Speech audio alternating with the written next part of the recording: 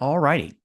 Thank you very much for joining us this evening for our Dixon online webinar for our community workshop. My name is Writer Todd Smith. I work with the city as a consultant and provide communications and outreach support. The city council has prioritized extensive community outreach and engagement on a range of issues. The city PIO, Madeline, is going to comment on that more extensively here in a moment. But for tonight, we're going to welcome you to this conversation. We'll get started here and should be online for about an hour and a half to answer your questions and get through a presentation and move on from there. Let's go to the next slide. Thank you. So just a note that we are going to be recording the conversation this evening. This is really for the benefit of fellow residents who aren't able to attend. The nice thing about Zoom is it's like a little mini production studio. So we're using it tonight to create an asset of public information, and we'll be making that available on the city's dixongrown.com website. So expect to see a recording of this in relatively short order once we get it recorded this evening. Thank you. Next slide. We're also tonight are enabling the Q&A feature on the Zoom experience. So if you look in the bottom bar of your Zoom experience, you should see a little Q&A button.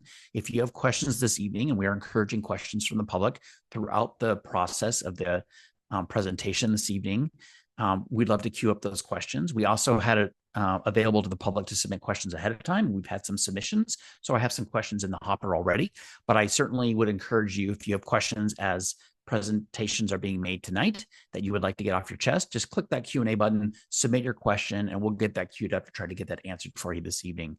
One of the great things about doing a format like this is we're really trying to make our city staff experts available to answer the questions for you in a timely fashion and help you tap into the great team that's down at City Hall in the city of Dixon.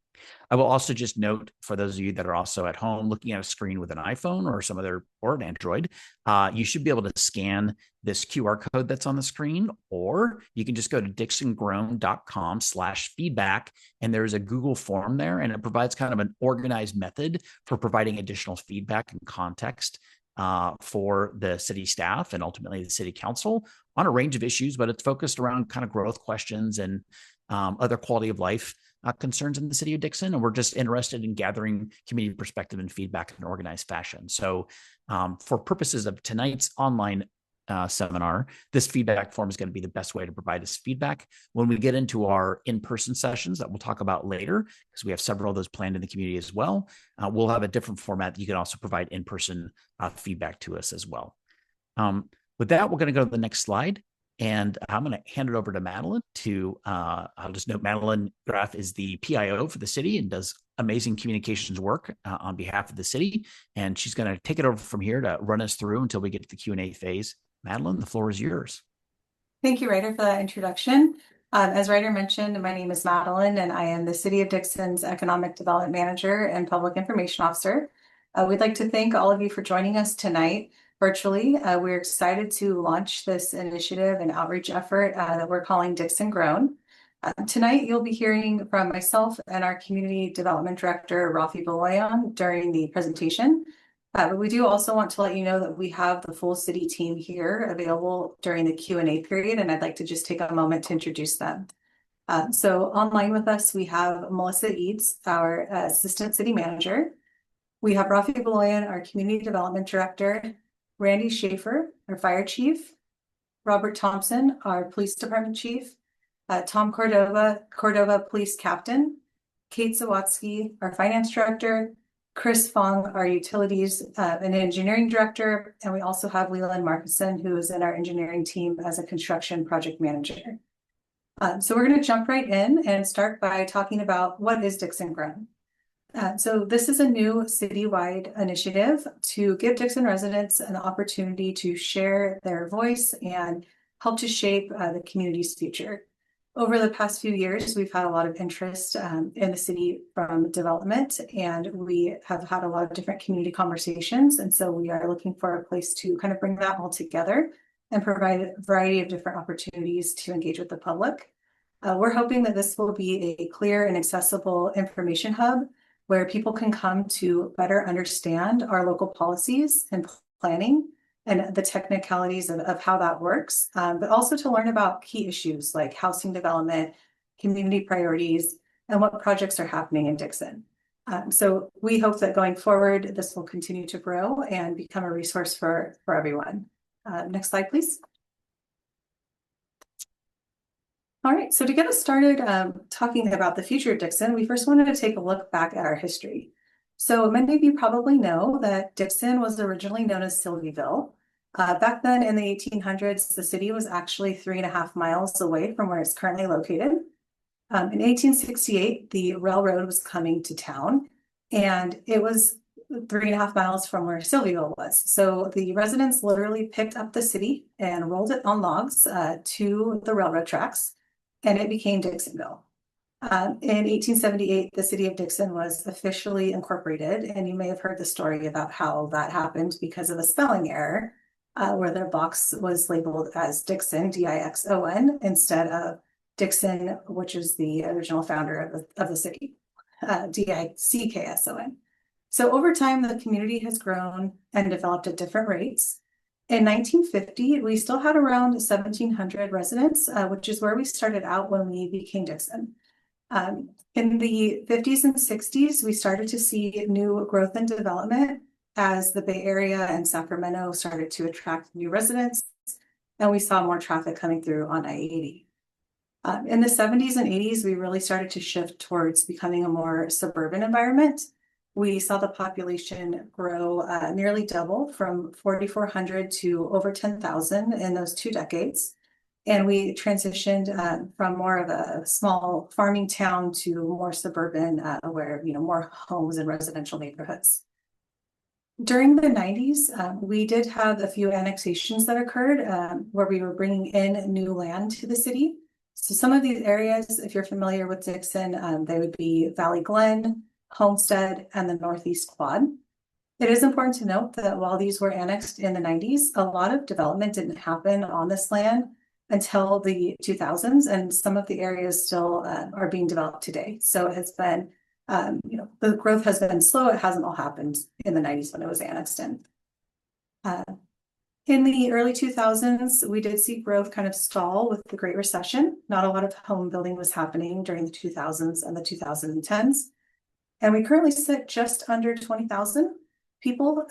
And as I mentioned before, we have seen an increased interest in growth and development in the past few years. And so that is why we're here today to talk about what will look like going forward. Next slide, please. So when we talk about development, there are a lot of different key players and people who participate in those decisions. Of course, there are the developers who bring projects forward to a city and would like to actually put the developments into place. There are the community members, which are all of you that we've gathered here today. The city team, who is researching projects and providing studies and different materials for city leaders to make decisions on. The county also has a role. The school district has a role in deciding what the future of schools looks like. LAFCO, which is the Local Agency Formation Commission, is an entity that is countywide and has to officially approve annexations and changes to city limits. And then there are also special districts at play who provide special services to the cities and surrounding areas. So at this point, I'm going to turn it over to Rafi, who's going to take a deep dive into all of these key players and really explain them thoroughly, and also give an update on how development works, specifically in the city of Dixon, and the logistics that are at play. So I'll turn it over to Rafi. Thanks, Madeline. Good evening. I'm Rafi Boloyan, Community Development Director for the city of Dixon. So I'll start a little bit with schools and just kind of talk a little bit about the city's role in school decisions as it relates to development, and then also the school's roles. So I can give you some high-level overview, but the school districts and cities are separate entities. The city doesn't actually have any authority or expertise to address school issues or make school decisions. We have invited the school district to be part of the in-person workshops in April, and are hoping that they can attend to answer any of the school-related questions that may come up. But I'll try to give you an overview.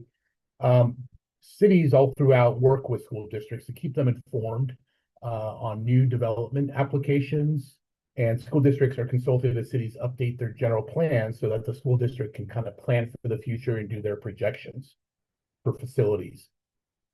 So at a high level, cities decide how and where to grow. The city does not plan, build, or fund nor operate schools. That is done by the school district. School districts now, they oversee all the public schools. They determine which the enrollment and boundaries and deciding which students go to which schools. They look at capacity planning and track student generation from new housing to do future planning for schools.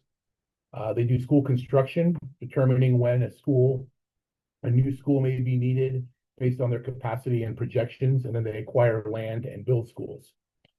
The funding for operations of schools primarily comes from state funding and local bonds. The funding for new schools comes from a statewide standard school impact fee that's required for any new development that adds housing units, or even a smaller fee for any sort of commercial and industrial.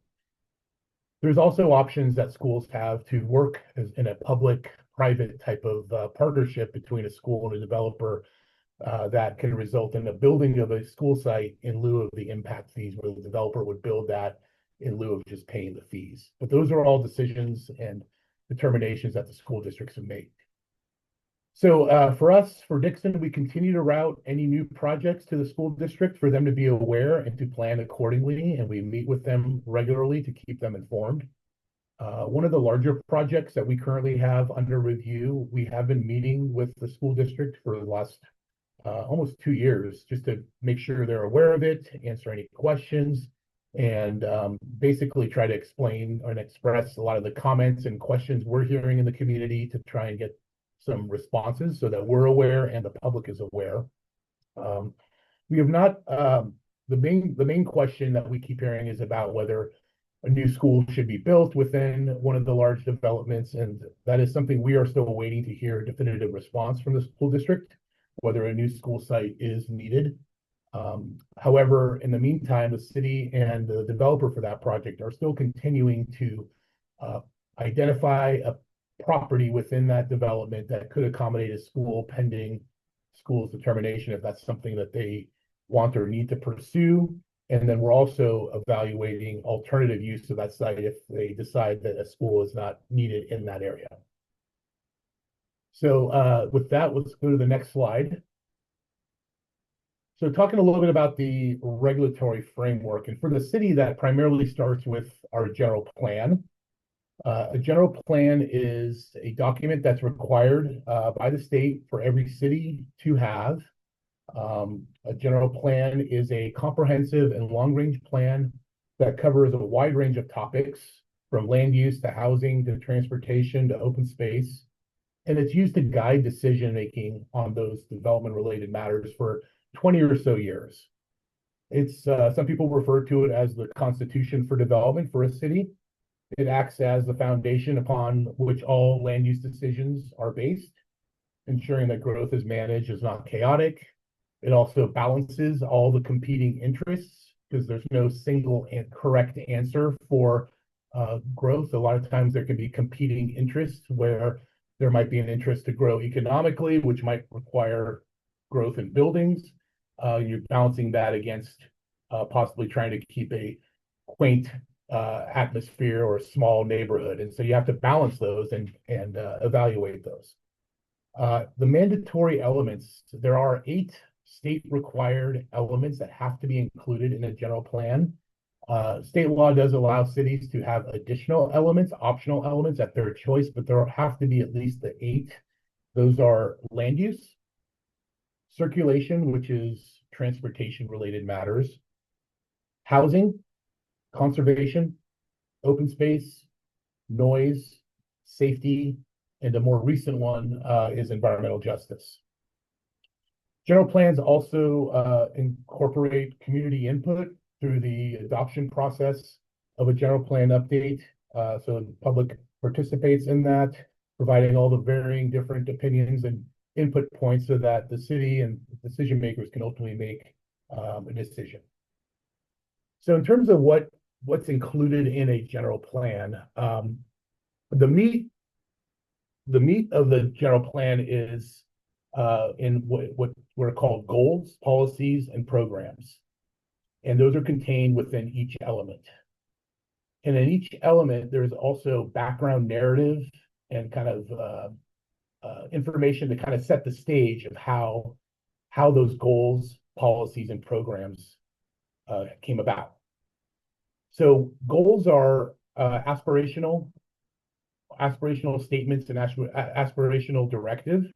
So for example, could be that a safe community is a goal that the city wants to have. Policies are the kind of the next level down. And those are specific mandatory guidelines that are used in decision making. And then lastly are the actions or programs. And those are the steps or the methods of how to achieve those policies and ultimately the goals. So the actions, in a sense, are kind of a to-do list for how a city what the city needs to do over the next 20 years in order to implement and achieve those goals that are set out in the general plan. General plans are also not a static document. They're not adopted and then just stay there on the shelf for 20 years. They are frequently updated. Things change. The climate changes. The community changes, and there are frequently updates. Typically, every 5 to 10 years, a kind of what I'll call more of a major update or refresh is done to kind of refresh the data and update things based on what's been happening recently. But the general lifespan of a general plan is about 20 years. And at the 20-year point, it's a more comprehensive update that has to be done. So in terms of the timeline, our current general plan 2040 was actually started to be updated in 2007 and was ultimately adopted in 2021. There were a few different starts and stops through the various years that made it take that long. Typical general plan updates are probably a 3 to 5 year endeavor. Ours was definitely a little bit longer. The General Plan 2040, when it was adopted in 2021, was primarily just a refresh to the prior 1993 General Plan, with a lot of updating of policies to be consistent with new state laws and refreshing it to meet current trends, adding a lot more mixed-use land use designations throughout the city. One important note is that the General Plan 2040 did not change the city's sphere of influence, which I'll explain a little bit later. It kept the city limits and the city sphere of influence the same as that's been since 1993. Now, I mentioned the word SOI or sphere of influence. So what that is every city will have its city limits, which is considered the incorporated city. And that's the area where city serves as the government agency that provides services and governs and regulates the properties within those boundaries. Every city will also have area that's called sphere of influence, or SOI. And that's area that's not in the city limits, but it represents the planning boundary, which is established by LAFCO outside of the city limits, that defines the probable physical boundary and service area of a city in the future. Spheres of influence designate future growth areas, typically 20 to 25 years, and analyze that to ensure efficient services, prevent duplication of services, manage urban sprawl. Spheres of influence require LAFCO approval. City can show sphere of influence, but LAFCO has the ultimate authority to adopt what a sphere of influence, as well as LAFCO is required to decide on any sort of annexation of sphere of influence into city limits through a separate process that happens after the city review process. So in terms of annexation, what actually happens during an annexation process is that a city will usually have a project that's submitted in a sphere of influence, and the city will take it through the public review process, conduct the environmental review through the California Environmental Quality Act. There'll be public hearings, and ultimately the city will make a decision on whether that's something that they would want to see annexed into the city. If the city so chooses and the city approves the project, the annexation does not just automatically happen. That has to then go to LAFCO, which is as Madeline mentioned, the countywide agency that has the authority to approve annexations. And one of the things that is also included is, before any sort of annexation can happen, is that the city and the county have to coordinate, and they have to come to an agreement on a sort of tax sharing deal agreement of what that new annexed land, of how that would be taxed. Prior to any annexation, the city has to have a valid municipal service review in place. A municipal service review is a study that demonstrates the city, whether a city has adequate services to take on an annexation and the sphere of influence. Typically, municipal service reviews are supposed to be prepared by the LAFCO every 5 years. That's based on state law through the Cortez-Knox Act. And so that is something that is also currently being done. Our last municipal service review was from 2015 here in Dixon. Now, one part that is this topic within the framework that gets a lot of attention is the housing element and the RHNA, the Regional Housing Needs Allocation Process. So the first thing is, although this is talked about as a standalone topic a lot, it's actually one of the 8 required elements of a general plan, as I mentioned before. The difference is that the housing element has a higher level of scrutiny and state involvement than other parts of the general plan, and it's on a shorter state mandated update cycle that's a lot shorter than the general plan updates happen. So housing elements have to be updated every 8 years or sooner in some occasions where cities are not in compliance with their own housing element. On occasion, the state will require the city to do an update more frequently. Housing element is basically just like the rest of the general plan, where it's an element or a chapter of the general plan. It includes some background, and then it has goals, policies, and programs, just like the other elements. The main purpose of the housing element is to increase housing supply, demonstrate that the city has done as much as it can to achieve numbers that get assigned to the city, for showing that you can demonstrate that you have the capacity to grow to certain amounts of housing. That's the process that's called RHNA, Regional Housing Needs Allocation. And then also housing elements ensure fair housing and safety of housing. So the housing element update cycle, as I mentioned, is every 8 years, and it's usually tied to when the state comes out with their RHNA numbers for all the communities. And so we're currently in the 6th housing cycle element, which is for the years 2023 to 2031. Our housing element was adopted in 2023. In May of 2023, it was certified by the state. So we currently have a valid housing element, but we have to report on it every year annually to the state. The other piece that comes into the regulatory framework is the state. And as you can see at the top of this slide, there is a really big change and shift in the amount of state involvement in local development. In my career over 30 years, it has significantly and exponentially grown of how much legislation comes out that deals with development-related matters.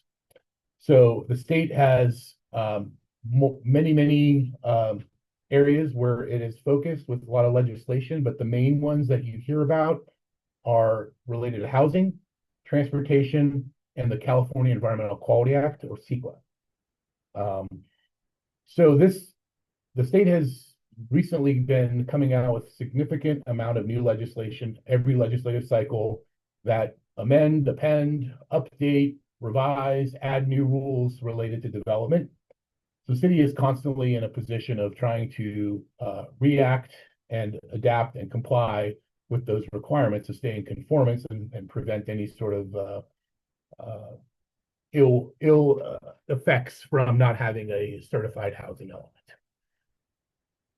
Now, one of the things is the other piece that I'd like to just touch on is that there is a lot of growth discussion happening not just in Dixon, but it's happening all throughout Solano County. There's a lot of pressures for growth, a lot of interest in growth in Solano. Many of you have heard of some of the, one of the larger ones, the California Forever and the Shipyard. But every city has multiple development applications for large projects that are happening. A lot of this has to do with the economy. A lot of this has to do with the location, land prices, and as there's becoming more pressure coming out of the Bay Area and Sacramento to grow.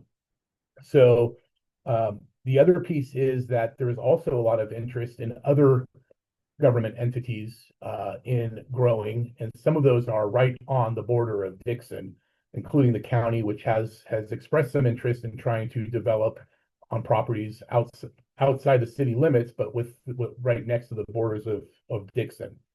So these could have major impacts to the city, and allowing the county to potentially develop in areas bordering our city limits has impacts to services, our residents, transportation.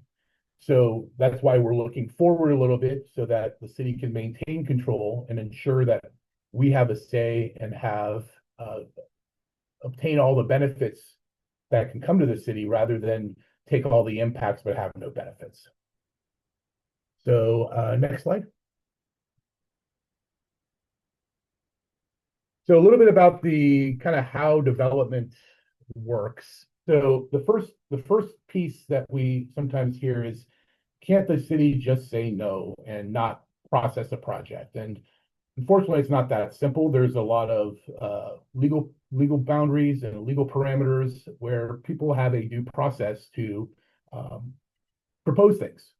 So they have a right to apply, and they have a right to be heard, and they have a right to a hearing where the city can make a decision based on its regulations and decide whether to consider their project. We can't just arbitrarily say no. We have to take that through the process. So to talk a little bit about the process, development is very complicated, and there's no two projects that are the same, but we're just to kind of give you an idea, there's kind of three types of general projects that we would see that all have different processes. So the first one is something that would only require a building permit. So examples of these sorts of things are things that meet the zoning code, don't require any special planning permit. So things such as commercial renovations inside an existing building, residential remodels, small residential additions, signs, and solar and things like that. So we, in Dixon here, we process about 1,200 building permits a year is our average the last couple of years. So there's a lot that happens for smaller things that the estimated timeline is anywhere from 2 to 6 months to get through the building permit process. Now, the next step up is projects that might have a minor planning permit needed, so like a design review at the planning commission level, and then of course, after, if that's approved, they would also need a building permit. So examples of this could be some of the new commercial projects you may have seen pop up throughout the city, the Bank of Stockton Retail Center, the Quick Quack car washes. These are more minor, smaller in nature planning projects on lots. They don't involve subdivision, amendments to the general plan, or rezonings. So the typical process for something like this is 4 to 9 months on average. The last category is kind of the more of the major planning processes, and then of course after that would be building permit. So examples of this would be things that involve subdivisions and projects like, for some of you that have heard, like the campus project, which is a project that was approved last year, the couple of the current projects that are going through, the Harvest project and the Lombardo project. So those are larger projects. They usually involve a higher level of the California Environmental Quality Act. There's multiple public hearings. Typical timeline to get through the first kind of stage of the process for the city is 18 to 36 months. Some of these, though, the larger ones could go on, though, for master plans and phase developments could go on to have a life cycle of 10 to 20 years to actually build out if they're large projects. So talking a little bit about what do developers then pay for with their projects. So new development, not the general taxpayer, has to build all necessary infrastructure to serve their project within their project boundaries. So any sort of roadways, utilities, parks, those all have to be, those are all built and funded by the developer. Many times developers, a new development may also oversize improvements at the request of the city to, like, one example might be to the roadways or to the utility lines. So more than what their demand generates from their project, but it would allow for those things to be in place in the larger fashion and not have to go back and rip up roads or, tear down things or acquire property down the road. So that's a pretty common thing that happens in development as well. In addition, all new development is required to pay their fair share towards future expansion in capital projects. So this is done through something called impact fees, which have a lot of different names that they're called AB 1600 capital facilities fees. But these impact fees are collected by the city and they're used to pay for future upgrades or improvements and expansion. So for Dixon, we have impact fees for transportation, water, wastewater, drainage, police, fire, admin, public works. Those are just some examples of the impact fees, and every project has to pay that. Impact fees do not cover cannot be used for ongoing maintenance, operations, or anything like that. It has to be for the expansion or upgrades to things that are needed that is generated by new development. New development also will typically participate, especially in the housing arena, would participate in something called CFDs, community facility districts, to cover ongoing maintenance and operations of facilities. So, for example, service or maintenance CFD to cover landscaping, police, fire services to fill in the funding gaps. And then there's also infrastructure CFDs to cover costs of a lot of the infrastructure that's required. So next slide. So as Madeline kind of talked about, decisions, and this topic is more focused on kind of the larger projects and annexations, since I think that's the topic most people are interested in. The players are, in a city application processing, there's a developer, which is usually the team, the city, which is usually the referee and the decision maker, and then the community, which are the league owners. So that's just kind of trying to explain the different roles. But as the city is to make a decision on an annexation type project, some of the things that are to be considered is it fiscally neutral? What's the fiscal impacts of that project? Does it provide public benefit? Does it have new parks, overcrossing roads, additional tax base? Do the public benefits outweigh any sort of drawbacks? Where does the community think is important? How does the project impact the environment and existing infrastructure? And that's something that's usually evaluated through the CEQA, or the California Environmental Quality Act process. And then municipal service reviews are used to help understand the services and whether we have the capacity to take the additional growth on. One important piece about CEQA is the California Environmental Quality Act. It was a law that was initially adopted in 1970s. It's gone through multiple updates, revisions by the state. It's constantly changing, but it's basically a document that is a disclosure document, and that's the main purpose. It's not a document that passes judgment, in a sense, where it doesn't tell you, it doesn't say what has to be done, but it just makes sure that the public and decision makers have a full knowledge of all potential impacts that could come from a project and know that before making a decision. So it covers all facets of the environment. There's 20 plus topics that are covered in a CEQA document, and make sure that decision makers and the public know all the impacts and the trade-offs before making a decision. Now, one other piece on the right side of the slide is decisions can't be made in my office, in the back room, or by the council or our decision makers outside of a public forum at a publicly noticed meeting. There's state laws, the Fair Political Practices Commission do not allow cities to make decisions unless it's at a notice public hearing. So decisions are to be made on facts and studies. The planning commission or the council action is usually at the end of any kind of planning process. And the reason for that is that in order for them to make a decision, they have to have all the analysis and data before them that takes a while to get put together so they can make an informed decision.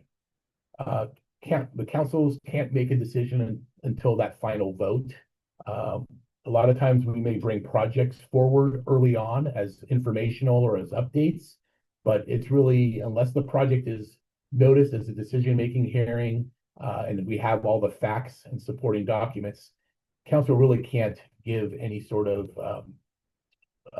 official determination at that point. They can provide input, they can provide questions, they could, give their opinions, but they can't make a decision until they have all the facts at a publicly noticed meeting. All right, next slide. So here I'm just going to talk a little bit about some of the kind of the larger projects that we have. And I'll start first, though, with some of the legacy projects. So, as Madeline showed in her graph early on, Dixon was a very, very small town back in the 50s. Over the years, it has grown. And much of the current housing and the current development we see was once farmland, open space, and nothing.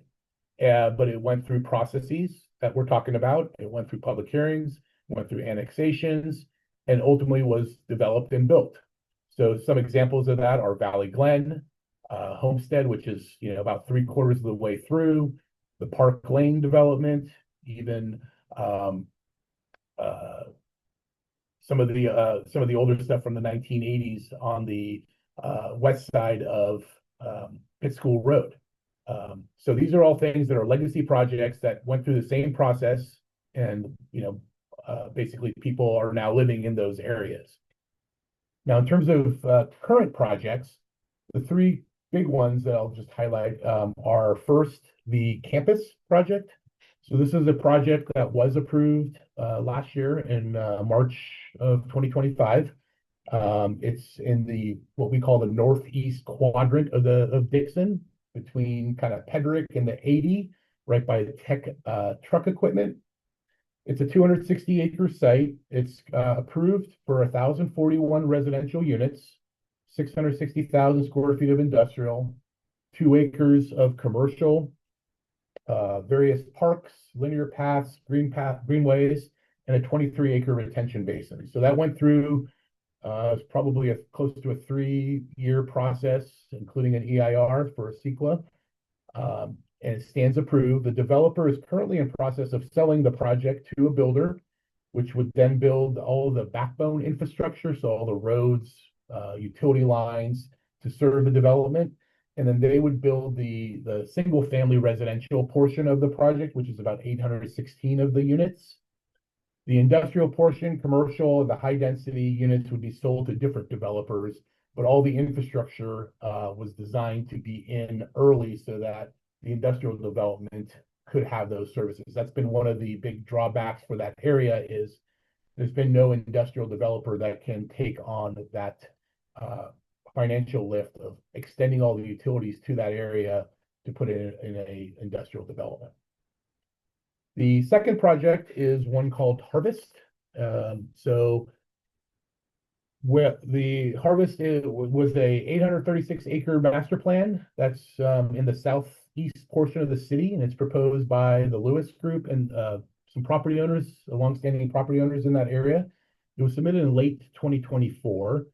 It's generally located south of Parkway Boulevard, east of State Route 113, west of Pedrick Road, and almost down to the current wastewater treatment plant. That project is not currently in the city limits, nor is it currently in our sphere of influence. So they're requesting to be brought into both. The applications that we have are for a general plan amendment, an annexation, pre-zoning, design review, tentative maps.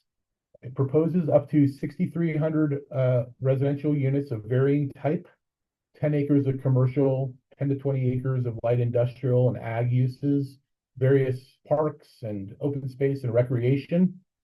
And the build out for that is a 20 to 30 year build out. It's a long-term master plan.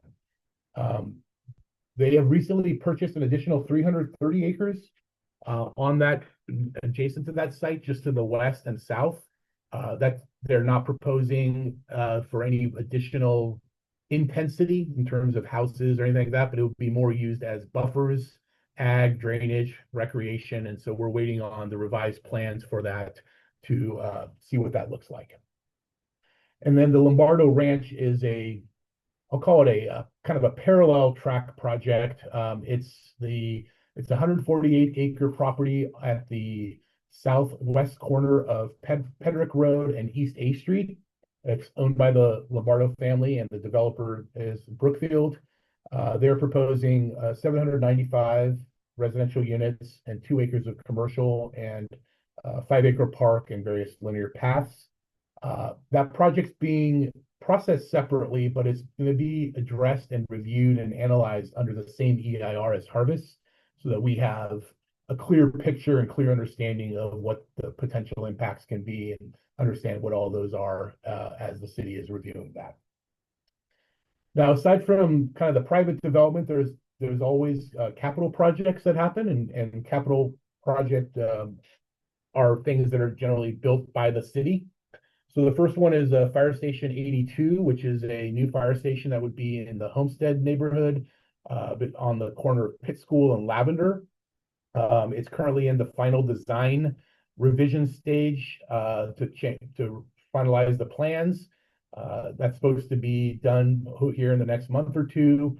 And then the plan is to go out to bid later this year and hopefully construction next year. Police department is another one. The police department, when it was originally built, was kind of pre-planned and pre-built to accommodate a second floor. The time has come now that the second floor is necessary. So there is a project that went out to bid. We received the bid, selected a contractor. It's actually going to our council, I believe, in April to award the bid, and then construction should start in May or June of this year. The main one that everyone is probably aware of is the Parkway Overcrossing. That is a grade separated crossing, basically a bridge over the railroad tracks and Porter at this kind of the south end of our city. It would extend Parkway Boulevard, where it currently ends, by Valley Glen, up and over the railroad tracks, over to the other side and onto Pitt School Road. It would create a completely grade separated crossing to allow for better vehicular access, public safety access, in case there's any kind of stoppage on the railroad tracks. So that project's been talked about, discussed, planned for the last 20 years. It's a major project. Major projects like that are not built by a city alone or even with developer fees. You have to have some sort of federal, state grant. So the city over the years has done a real good job of doing as much pre-planning, getting all the approvals in place, even building parts of the embankments to get the project as shovel ready as possible, waiting for to find the big grant to get. And that was actually achieved last year in 2025, where we were awarded the $25 million grant to kind of close the gap of what we're contributing to that through developer fees and city funds. So those plans are at 95% drawn. It's going through the kind of final approval stage. And as you can imagine, there's a lot of people involved, the railroad, Caltrans, the Federal Railroad Administration. So there's a lot of people have to kind of sign off on it. And although they've signed off on previous stages and previous plans, this is the kind of final check. So the current plan is to hope to have all those check boxes in place and have then the funding can be obligated in June. And then we would go out to bid later this summer, early fall, and hopefully start construction early next year. Other than that, there is also other wins that come out of capital wins that come out of development projects. One example is future wells. So as wells are built, those can help augment, not only support the existing development or the proposed development that's approved, but it also can augment and help support the existing system. And with recent state laws about reduction in Chrome-6, which is a chemical, natural chemical found in the ground by the state to a pretty low level, cities are now having to either treat their groundwater, which is a very expensive endeavor, or look to drill new wells that are potentially deeper and out of the area where the Chrome-6 is found. So these new developments can actually help that with the existing ratepayers, not just for the new development, but by drilling new wells that stay out of the Chrome-6, it can reduce costs for the ratepayers. And then parks and recreation facilities that get built through development are also a big benefit for the rest of the city. So this is just kind of a snapshot on our website, dixongrown.com. We have complete listing of all the projects and their current status, both large and smaller ones, and some notable ones, some even really small ones that people always ask about. So that will be a good resource to look at to see what else is happening in the city. So I think with that, I'm going to turn it back over to Madeline. Thank you, Rafi. And I would just note too that the dixongrown.com website is we're continuing to develop that resource. And so you will see all of the different development projects currently listed.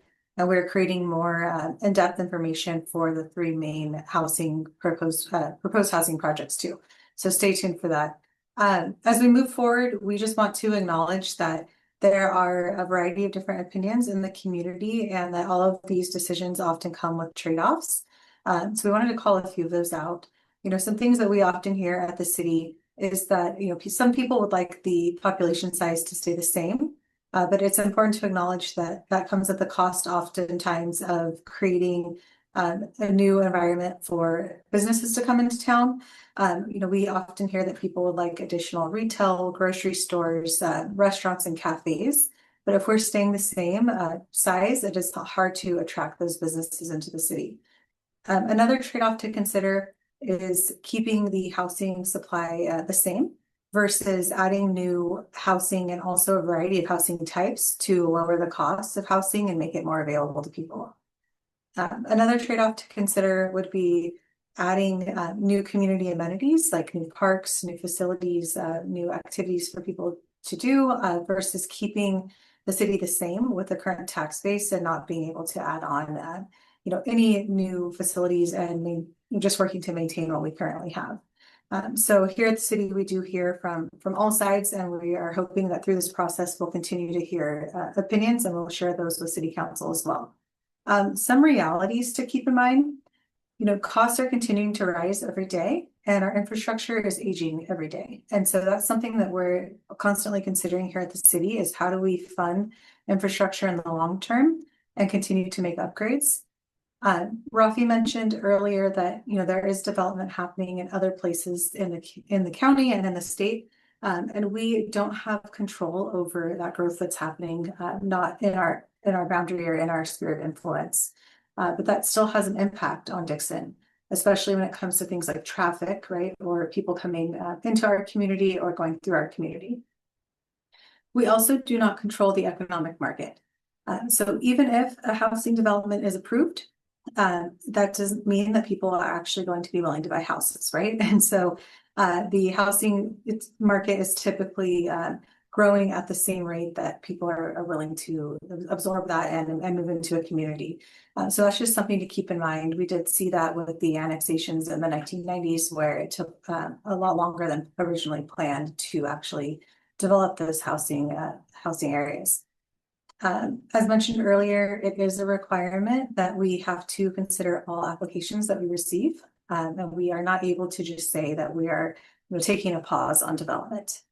And we also have to consider all of the state mandates and keeping our local control.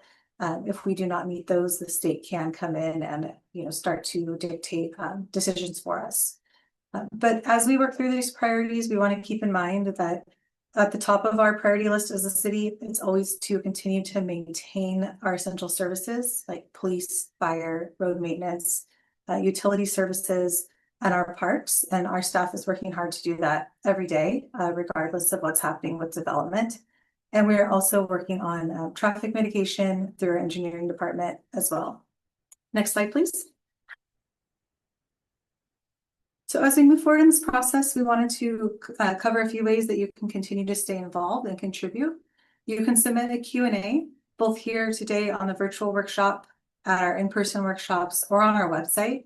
We will have a dedicated FAQ section on dixongrown.com, and we will be adding to that after each workshop. So as we get questions in, that is where you can go to find the answers. It'll be a library of resources for you. We also have the feedback form that Ryder mentioned at the beginning of the webinar, if you'd like to submit your feedback there. You can join us at our in-person workshops in April. At those workshops, you will see a similar presentation, but we will have an opportunity to get a lot of community input in the in-person space and really hear from the community members and what you see for the future of Dixon. You can also visit dixongrown.com to explore our different resources. Next slide, please. All right, so this is just a summary of the workshop schedule. This information is also available on the city's general website and dixongrown.com. But we have a variety of different workshop times and days available in April, trying to provide opportunities for people both during the day and after typical working hours. And there's also a Saturday option on April 25th. So we like to see you there, and if you can help us by spreading the word to your neighbors and your communities, we'd like to have a lot of participation from the community as we move forward. And stay tuned to our website for additional updates. So I'm going to turn it over to Ryder at this point to work on facilitating our Q&A. First of all, my thanks to both of you for your excellent presentation and comments. I appreciate your work, and Rafi, you did a marathon session, so good job. Thank you for your time. We did get some questions throughout the Q&A or throughout the presentation by Rafi that I would love to get to. We also had opened up the opportunity to submit questions prior to the webinar tonight. So we actually had some questions that have been sent to us previously as well. So we have some additional questions that are also queued up. So I'd like to try to address some of those questions that were submitted initially, and then roll into some of the questions that were submitted during the Q&A phase or through the web form tonight, the Zoom Q&A feature. And then last but not least, we'll roll through these, additional questions we've had that were submitted. So let's start question number one. This is a question from Catlin. It's how many homes are currently approved, homestead and campus in brackets, but not yet built in Dixon? Rafi, this sounds like a development question, so I'm going to throw it to you. Yeah, thank you. So those are two separate projects, and I guess the grand answer is 2,368 units between the both. But I have to just explain this a little bit more. So Homestead was a project that was approved, a master plan that was approved back in 2005 as a specific plan. But there was really no activity or no development until 2019 is when it started. So since 2019, there have been 1,039 permits issued of the 1,327 units. And of those, 1,012 have been finalized and occupied. So it's pretty much 3/4 built and done. So there remain 283 permits yet to be issued, which are 211 homes in villages 12, 14, and 15, which is going to be developed by Richmond American. And you're seeing the model homes going up right now. And then 58 homes in village 13. There's also some commercial properties that are just within Homestead that have no entitlement yet.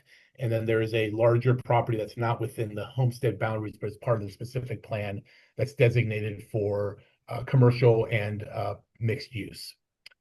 So on the campus side, that is a project that's approved. It was approved in 2025, as I mentioned, and there's 1,041 homes, residential units approved, 816 single family, and 225 high density apartment units. Okay, great. Thank you. We had a second question by Catlin. This is how many homes and what categories does Dixon need to build to fulfill regional obligations? And I assume when she talks about that, she's talking about the RHNA allocation, which actually is redundant. I shouldn't say. I should just say the RHNA. since the arena is allocation. So it's the allocation. But what's Rafi? That sounds like another good comm dev question for you. Yeah, so we actually just did presentations on this exact topic at our planning commission meeting in March and our last city council meeting. So if anyone's interested in seeing it or reading the report, those are available online. But in summary, our arena allocation for this 8-year cycle is 416 units. Those are broken down by different income categories. So the very low income category is 113 units. That's we have to show that we can demonstrate to build in this 8-year cycle. And of those, 28 have been built so far in 2 years into the arena cycle. In the low income category, there was 62 units assigned. We've built 140 of those units. In the moderate income category, is 62 units were assigned. We've built 1 unit in the 2 years of the cycle. And then in the above moderate, which is basically market rate, there was 179 units assigned. We've built 689 units. So those are the current status of that. And with the arena cycle, there will be another arena cycle coming up. I think they're already starting to talk about it at the state. We don't have numbers of what that's going to look like. That's still probably a couple years out, but we will probably, my guess is we'll have a larger number, but until we get that information, it's really premature for me to comment on what the next arena cycle will look like. Okay. Let's see here. Give me 1 second. There's a question here is, how can Dixon, oh, hang on a second. All right, here we go. How can Dixon balance plans for future growth with improving maintenance in existing neighborhoods to better meet residents' expectations and use of property tax funds? This was Denise had submitted a question along these lines. So Rafi or Kate, I don't know if you guys want to answer that. I think the gist of this question is kind of focused on how do we make sure that we're taking care of the current residents as we're also developing new communities in Dixon. So when we're looking at funding, new development brings money into the community. Some of the common areas are funded by both existing revenues as well as new revenues that come in through the development. So development can improve some of the maintenance issues that we're facing. All right. Rafi, any additional comments on that? I think the only other thing I would add is, a lot of the newer neighborhoods actually pay for their own upkeep through community facility districts, as I kind of touched on, which fund local landscaping, parks, streets separately from the older areas.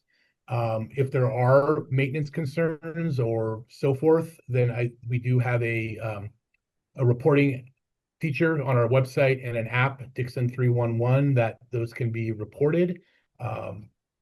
But as Kate said, the new development does bring in impact fees that help repair infrastructure, and the new development is required to fund a lot of their own impacts, in a sense, and maintenance needs.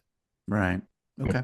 Hey, Ryder, yeah. Can I answer real quick? Yeah, please. So in addition, what Kate and Rafi laid out is the fact that new development has to pay for itself. It can't be a burden on existing residents.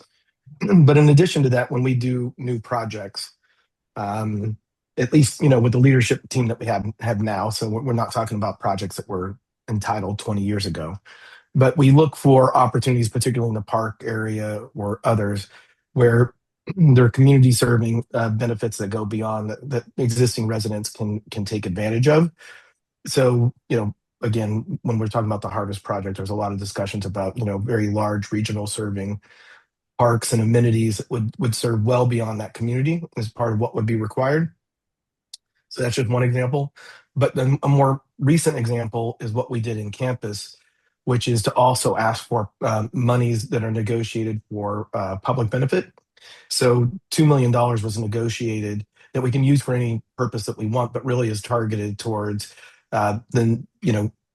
making sure that we have extra funding for the new fire station. So that's something that's above and beyond what comes from development fees and things that would normally do. So in that respect, there's $2 million from the campus project that's being used to subsidize what would otherwise be an existing deficiency for existing residents. So they're getting existing residents that new development is contributing $2 million to offset their impact. And so we usually do that and memorialize that through development agreements. And that's part of what we do to make sure that these projects are not just for the new residents, but there is a benefit both from a community enhancement perspective, but also from, to the extent we can, deferring some, or offsetting some financial obligations that existing residents would otherwise have to pay through those types of exactions. Okay. And campus is a perfect example of that. All right. Great. Thank you for providing an example and comment on that, Doug. In fact, while we got you on, there was another question that was floated that I think you might best be able to answer. So Michael had asked a question that Rafi had stated that the city must hear out developers and they have the right to present. His question is, where's that written? Is that state or local law that requires this of the city? And you would answer in written form, but I want to give a chance for the audience to hear that answer too. Yeah, so for those who wanted to read it, because you want to cross-reference and look at the government code yourself, you can, because we put it in written form. But I think the important thing is, and it's something that I've stated repeatedly, and I think it's one of the misconceptions out there. When a developer comes in and wants to process an application through the city for future development, whether it's in the city or whether it's outside of the city, we're required to process that application to the point of where it's deemed complete. So as long as they keep working on it and it's deemed complete, we're required to give it an up or down vote in terms of, so it's entitled to a hearing. They're entitled to their day before the planning commission and the city council. And we don't have the ability to just say, hey, no, we're not going to grow. We don't want any more houses, or we don't want what you're proposing. That has to be done at a city council hearing. So we're not required to approve it, but we are required to take it all the way through environmental review, staff comment and input, and then get it to a hearing that goes before the planning commission and the city council. And so it may seem like the city is supporting a project simply because it's processing it, but realistically, under the Permit Streamlining Act and some of the new laws through SB 330 and the Housing Accountability Act and so on, we're just fulfilling our statutory obligations under the state of what we have to do in giving something a hearing for an application that's been submitted. So we don't get to control who submits. We just have the right to vote it up or down once it gets to once it's been deemed complete. So it's enough information is gathered to where we can take a vote. All right. Okay. Thank you for that. And that's in Permit Streamlining Act, just for the record, is Government Code Section 65920 SEC. So perfect. All the attorneys are running amok now, Googling it. All right. Let me go back. We had an anonymous submitted a question, which is, who would pay for the actual school building, and are development fees mentioned by Rafi sufficient to cover building a new school as well as upgrades to existing schools? And I guess Mayo would also just caution, we'll try to answer this, but within reason, but this might also be a school district question too. We want to respect our friends at the school district in answering this question. But Rafi, to the best you can, and how would you answer that question? Yeah, so again, I'm not going to be able to get specific, but again, the school district, not the city, decides if a new school is needed and then manages any sort of construction and upgrades. If a school is built, it's typically funded through a mix of developer impact fees, sometimes voter-approved bonds, sometimes direct developer contributions through land or actual construction. I would say it's probably impact fees alone are not usually enough to pay for a full new school. They help, but bonds or other funding are needed. We will add this to the list of questions, and we'll try to get school district to participate and provide a little bit more detail on this. And once we get that information, we'll put it up on our FAQ section of the Dixon Grown website. Yeah, and these impact fees in general are formulaic, or they're kind of negotiated on a project by project basis. I just recall my experience, like I used to be a planning commissioner in my city, and we had like a lengthy list, and you'd go build a condo in our community and there'd be like a $20,000 park impact fee and a $30,000 city or a school district impact fee as they were trying to build out this infrastructure. So is that a formula? Yeah. So for school fees, that's again, not a city-based or developed formula. It's actually the state has come in and actually made a more consistent formula that's consistent number throughout the state. Okay. It's an amount per square foot of living space that's charged on any new residential development. And then there's also a lot lower of an amount on non-residential development. I believe it's in about the $5 to $5.50 per square foot is, I think, the latest number I recall seeing. Okay. But that gets paid directly to the school district. And so, if you have a 2,000 square foot house, multiply that by $5, right? I mean, that gives you an idea of what per unit the school district would collect. There are options. So that's the law. Everyone's required to pay that fee unless they can work out some sort of agreement between the school district and the developer where they could get into a little different arrangement where sometimes I have seen a developer will actually build the school and instead of paying the fee, and there might be a contribution from the school district. So there's lots of different avenues, but that's something that we'll need the school district to more weigh in on. Yeah, understood. Yeah, and understandably, the school district's experts in their needs, so we really need to defer to them and make them a partner in that process. And it sounds like it's not crammed down on the school district in any way. They're definitely partners throughout. All right, Catlin asks. Ryder, Yes, sir. Before you move on, because I want to give this the code section for it. It's under the so it's called the Leroy Green School Facilities Act fee. It's under Government Code 65995. As Rafi stated, it's largely formulaic and prescribed in state law what you have to do unless you're a school that qualifies for level 2 or level 3, which you have to make certain findings to be able to do. To negotiate something higher. The only role the city has in checking off that the developer has entered into a school mitigation agreement with the school district. So we don't have any role direct in negotiation. How the money is spent, that's all school district. But we do have a responsibility of making sure an agreement has been put in place that represents that this mitigation fee act requirement has been satisfied, and that's the limit of what the city can do. Anything else would have to be done by the school district, but that's the code section that people should look at. And again, it's called the Leroy F. Green School Facilities Act of 1998. So it actually sounds like the law is mostly focused for the city. I'm just making sure the city is giving the school district the authority to make sure that that's happening and checking that box before you just move forward. It's kind of ensuring that takes place. Yeah, we just make sure that the box is checked, that the agreement has been done. Yeah. Okay, great. All right. I'm going to gold star to Catlin tonight because she submitted a lot of excellent questions. So here's another one.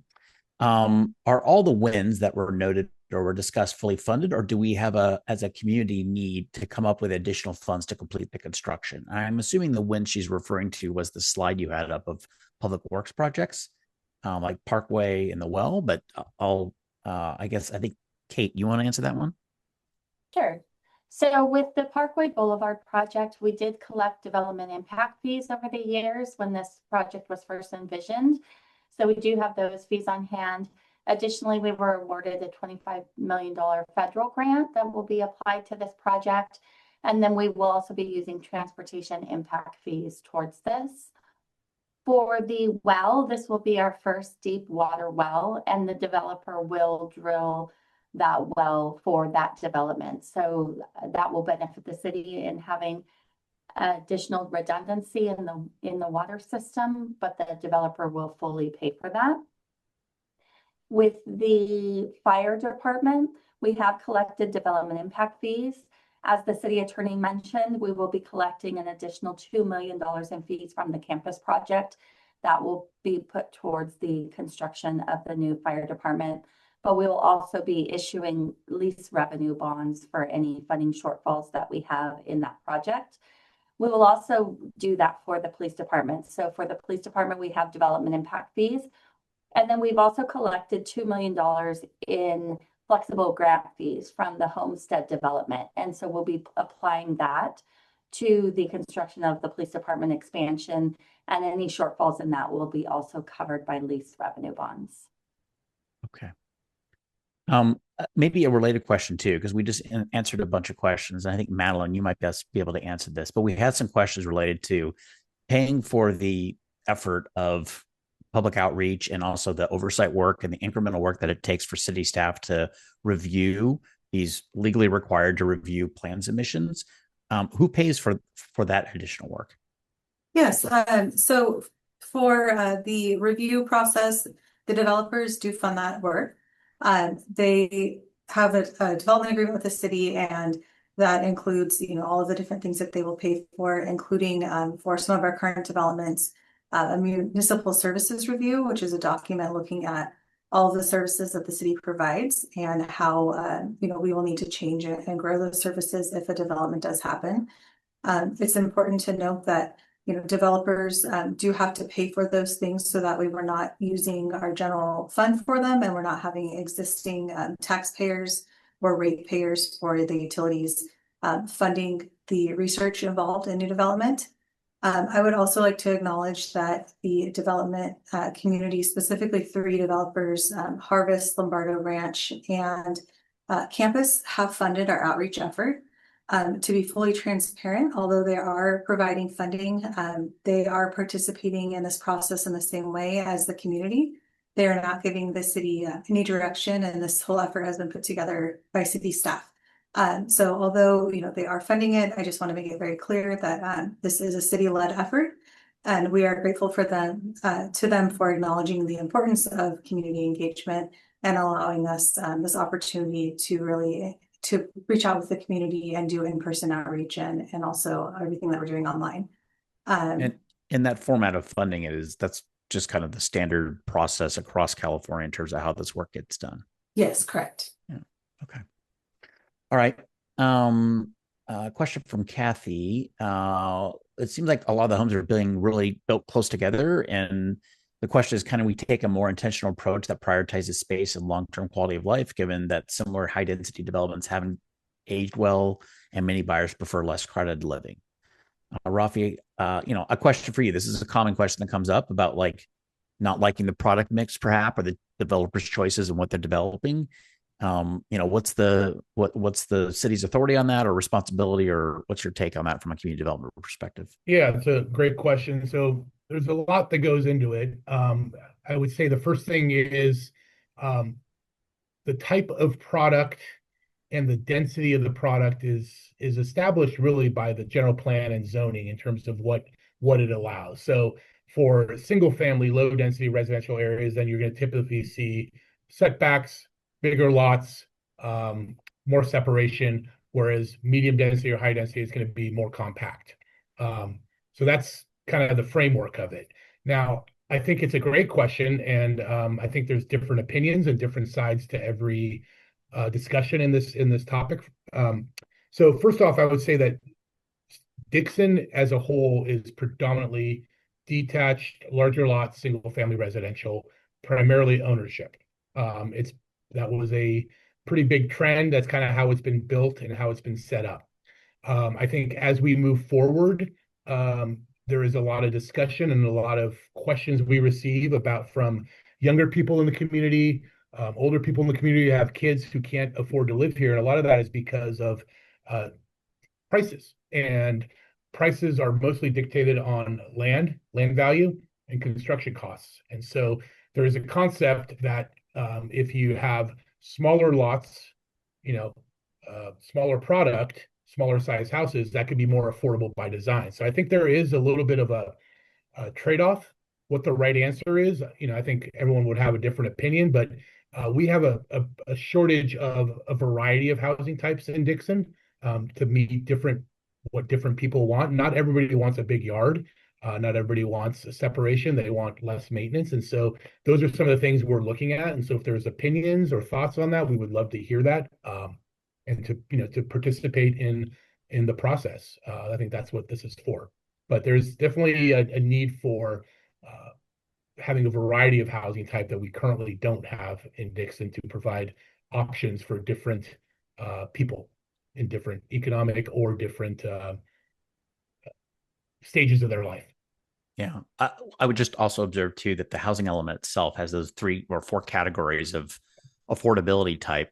And typically the more affordable something is, the less land it's on, right? Or the tighter the arrangement. And so the consequence of that is you end up with needing to build some of that if you're going to fulfill your state mandate, frankly, right, to allow for that lower end, not lower end, more affordable product as a result. So, to some extent, it's beyond the city's control, and that if you're going to have to fulfill those obligations, you have to come up with methodologies to support such development.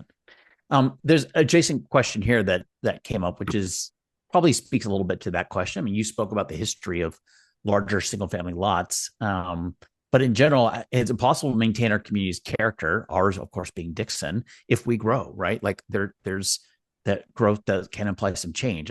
Madeline, you are out communicating in the community all the time. What's your perspective on that? Yeah, thank you, Ryder. So I think that this goes back to the kind of balancing act that I mentioned in the presentation earlier.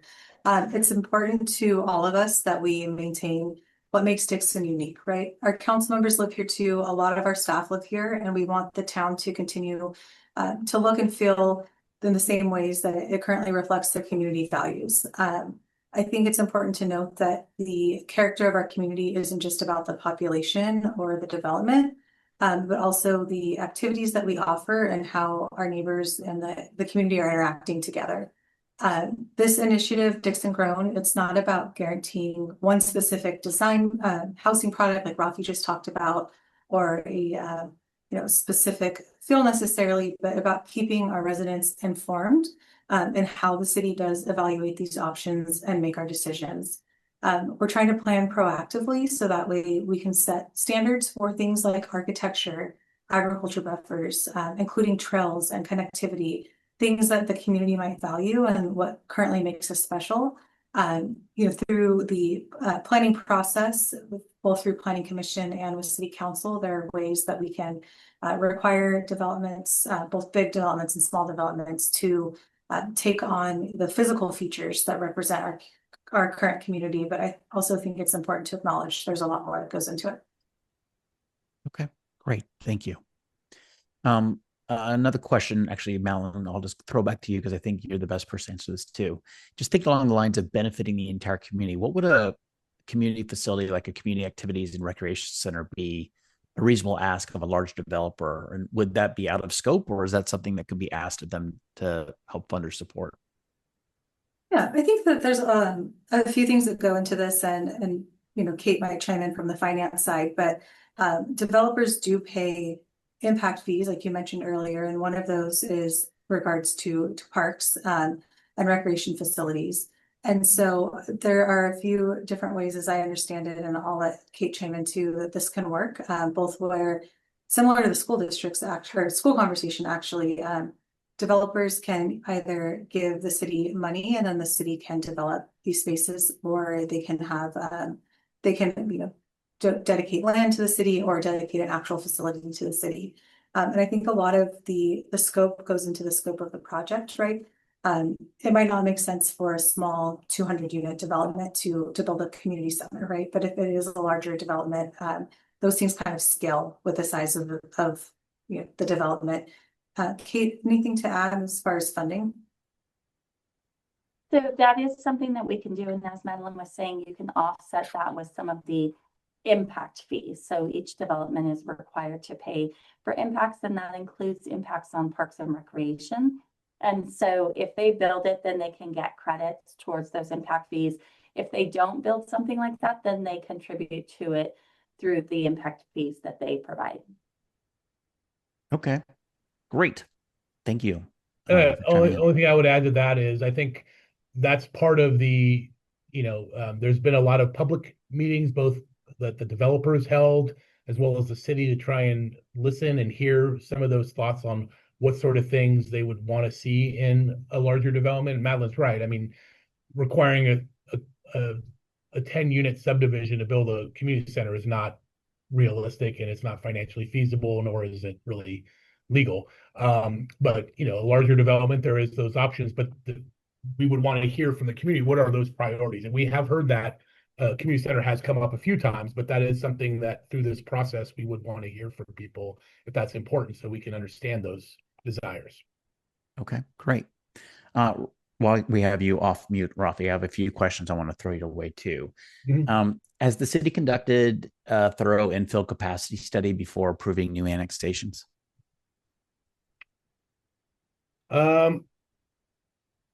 So currently, in terms of infill, we have about, I think it's about 16% vacant land within the city limits. Taking out, not including parks, of course, and schools and that so forth. So it's not a really significant amount. I think there was a separate question that I had seen that was talking about a 40% vacancy of vacant land factor. And just to kind of explain where that's coming from is, as I was mentioning in the general plans as they're developed do a lot of research and analysis, put a lot of facts into the document, but that data will soon get stale, and it's not updated every minute with new data. When the city does some sort of update, usually we'll try to update those facts and figures. So that number of 40% was likely derived from somewhere between 2015 to 2016 is when the 40% as the draft general plan was being written. It didn't get adopted until 2021. So when you look at current development that's happened since then, and then you account for current projects that are entitled but not yet built since they have an entitlement, we're down to about 15% land. So some of those things will be looked at through the MSR. Some of those things will be looked at through the general plan update of what infill capacity there is, but they are different kind of circumstances in a sense. Infill is different than non-infill, and there's different costs, there's different type of housing product that can come from infill versus some of the larger subdivisions we're reviewing. But it is something that is considered and will be folded into the analysis and the thought process as this project develops and continues through the public hearing process, and we have time to analyze all those things. All right. And then kind of a sort of an adjacent question, which is, what's the city's current plans for all of the vacant lots that are in town? I mean, it sounds like obviously some of these are filling up, but I'm guessing there's some other smaller, just vacant lots here and there. First of all, can the city even do anything about those, or are some of those just private property and that's up to the property owners to figure out? Yeah, I mean, most of them, I'm assuming this question is about is the private property ones. The city does have some vacant lots as well, but for the private property, the city's role is really to set the regulatory framework. So we establish the zoning, the rules, what kind of uses are allowed, the density, height, and so forth. At that point, it's really a kind of a private matter of the economic market. The private market's going to determine when a business opens or housing is proposed, and it's going to depend on what the sales price of the property is, the cost of doing all the infrastructure and improvements, construction costs to determine whether it's economically viable for a project to be proposed. And then if it's proposed, it will come to the city and we will evaluate it for consistency with our plans and then take it through the review process. The city doesn't develop private lots itself. It occurs by the private development, the private market.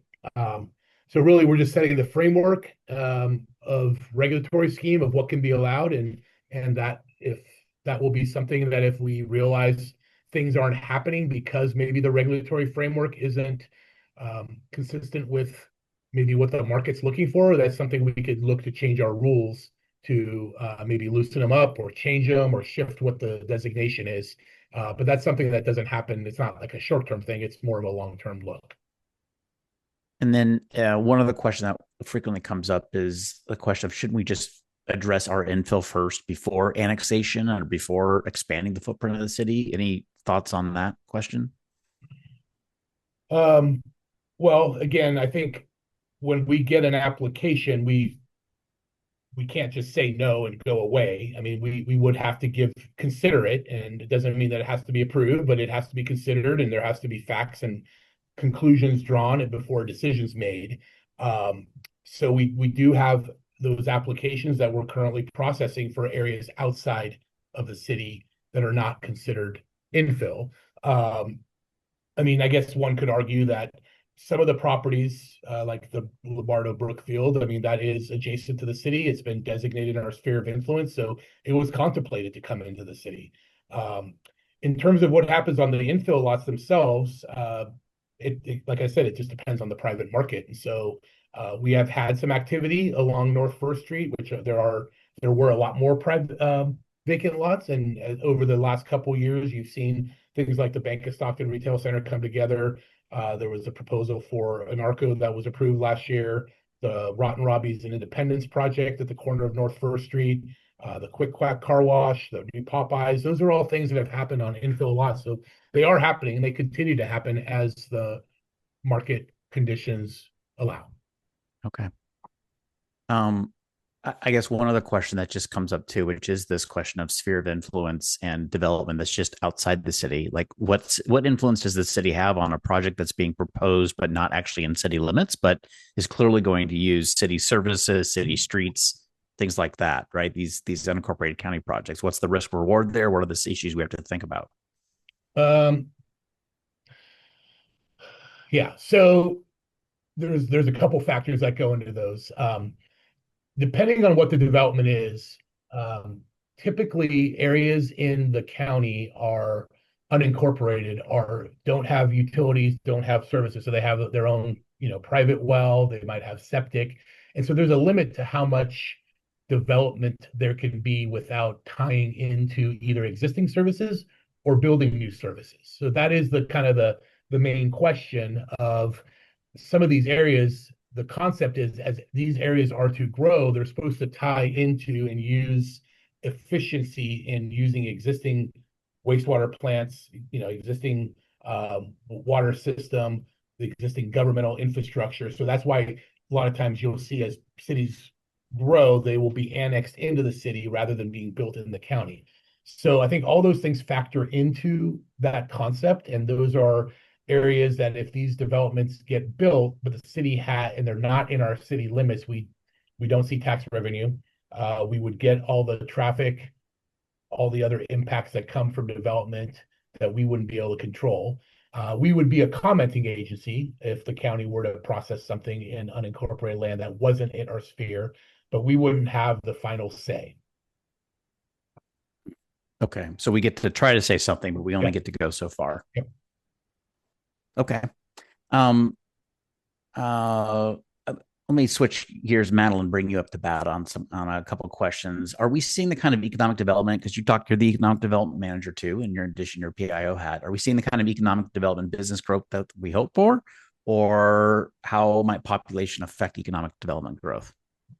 Yeah, thanks, Ryder. So Rafi kind of started to mention this in the conversation around infill, right? It's even if we have land available and we might want certain things, they don't always come to us, right? A lot of businesses, especially like larger national retailers or big restaurants, they have formulas that they use, and they decide where they're going to build based on population, demographics, customer traffic, traffic flows, and who visits the community.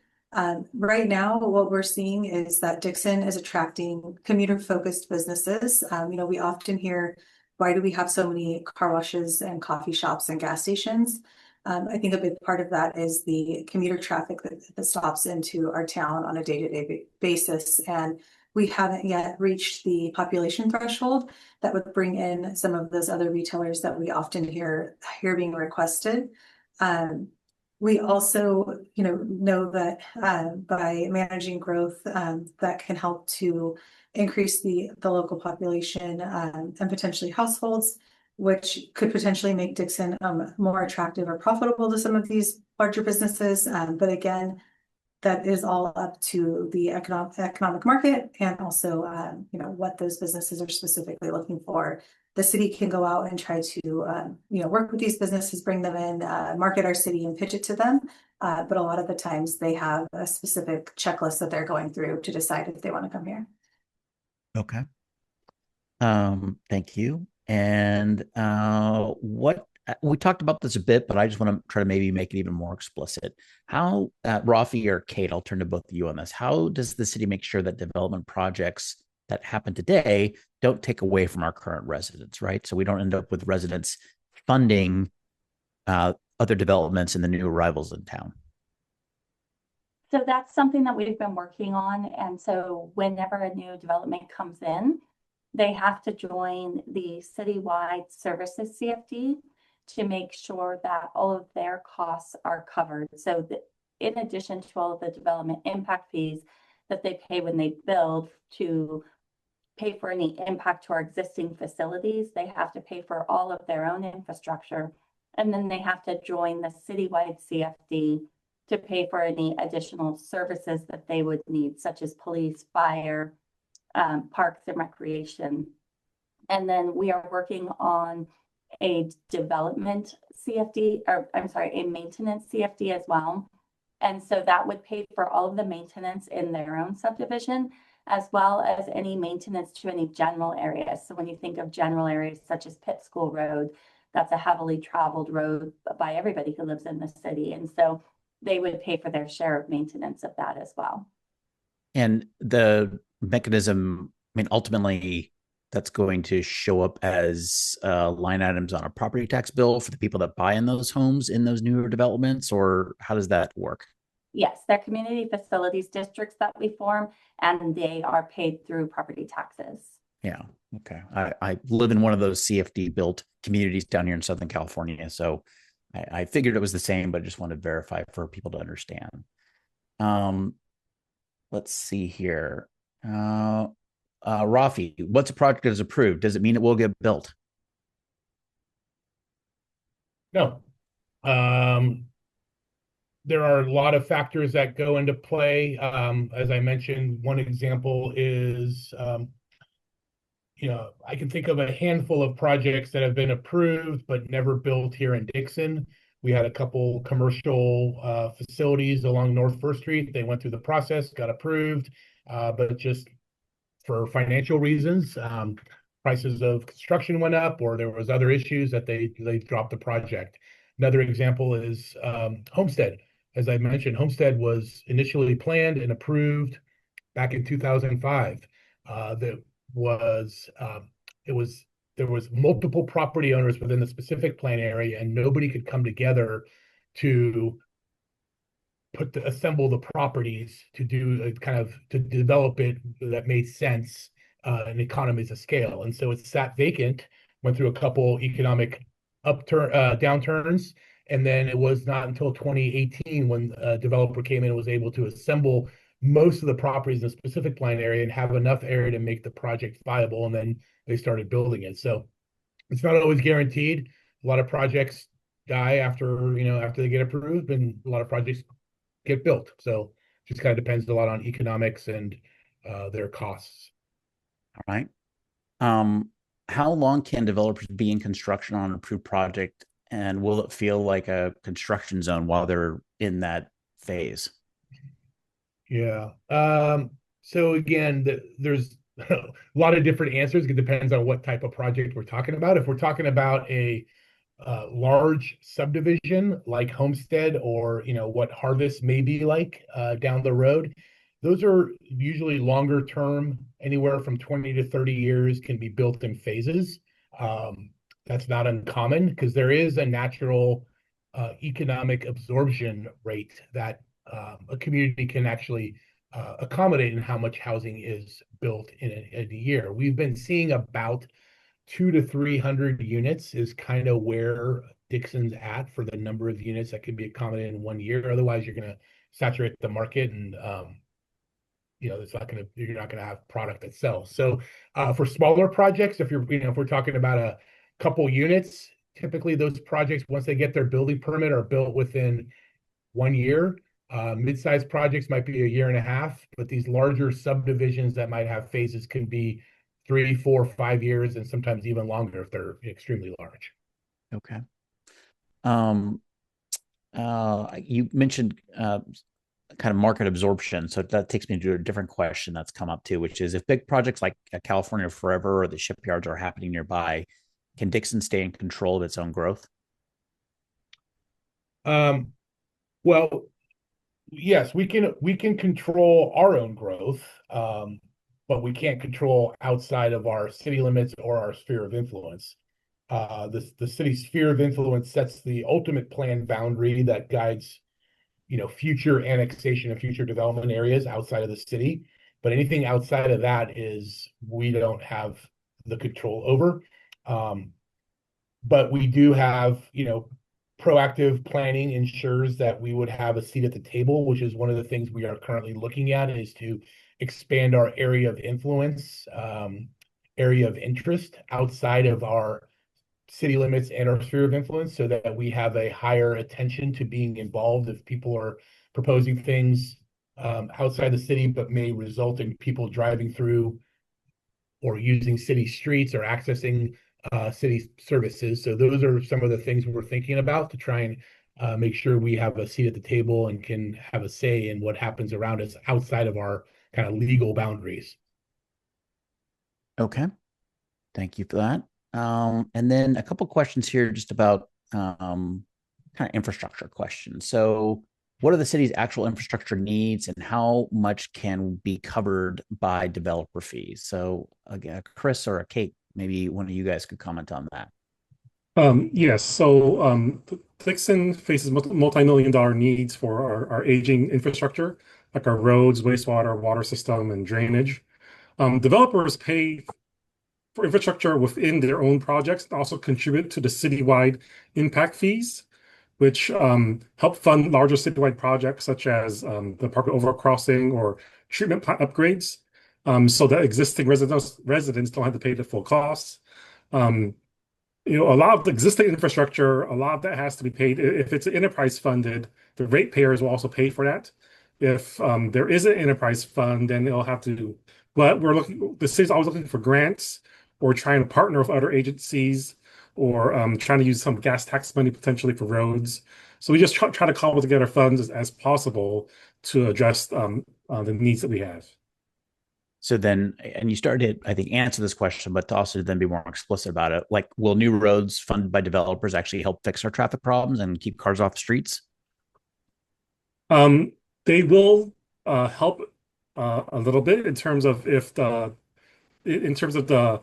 more regional, or I don't know if it's regional, the more arterial streets and the bigger streets that they would. But for like the local roads, that'll be a little different matter because the developments probably won't go through the local roads. But the new roads will definitely help because then potentially could divert traffic to better roads. Right. Okay. Fair enough. Rafi, you had alluded, well, maybe you did, maybe actually the city attorney, Doug, had made a comment about kind of reflecting on prior projects that are done and lessons learned. So maybe I'll turn to you to comment on that. What lessons have we learned from prior development agreements that we don't want to repeat? Right? Nothing's ever perfect. Right? Yeah. Well, for one, the homestead agreement, one of the reasons that it took so long to develop is there was so many people who fundamentally owned it. I think at one point in time we had 40 people who owned it, had an interest in it, and made it really difficult to get the mass that came to go and actually build. So it took somebody coming in with some significant funds to be able to basically aggregate all of that land under a common ownership and get it to go. And what we learned in part was that there's definitely demand for people wanting to live in Dixon because we had some of our best absorption rates during those years. Even then, you're only looking at about 250 homes a year, kind of max under kind of in a very aggressive, best case scenario. So when you look at projects that we're talking about, if you kind of took what would be today the worst case scenario, like a 250 number, the biggest clip that they've ever gone, can tell you how a project of any size, how long that would take to develop in years at best case. But I think the other thing that we learned is that in the past, Dixon was just too excited to have development in general, and we weren't strong advocates for ourselves in terms of making sure that we got the community amenities and external benefits, like I was talking about with the fire station, the $2 million for the fire station that we do now. So part of it is I think we have a different leadership team, and also just enough time has gone by between when those past agreements were in place and between today. But I think first and foremost, we make sure that the residential development pays for itself and it's revenue neutral. It doesn't cost existing taxpayers anything to bring in that new stuff. And so a lot of existing residents, they won't have service CFDs that fund public safety and fire. And so what they don't realize is that often just from their property taxes generated and so on, those residential units will be a negative on a city ledger that has to be made up off of the commercial and retail development. And so we've made sure that in the future we don't do that. So the new residents pay for themselves. There isn't any shortfall. We can't do anything about the past, and we wouldn't. And people bought under those circumstances, and so they should be entitled to that benefit. But we are making sure future residents are revenue neutral.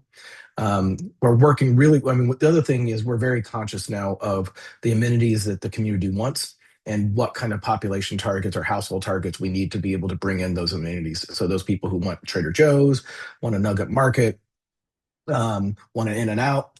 Those have specific household counts in order to be able to get those amenities.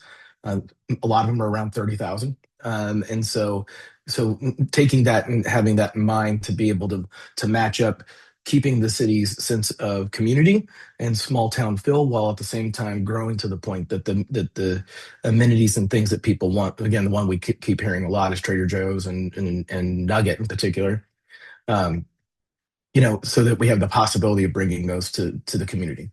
So again, revenue neutral, making sure that we get something for the community, both in terms of benefits from a structural standpoint, like regional parks, as well as from a financial benefit of like money towards like the fire station, and making sure it's done in a strategic way to hit the goals of the community, both in terms of making sure that the feel stays the same, as well as making sure that we're working towards those targets to get the amenities that the folks have told us that they want over and over and over again. So, and again, the Nugget's the biggest one.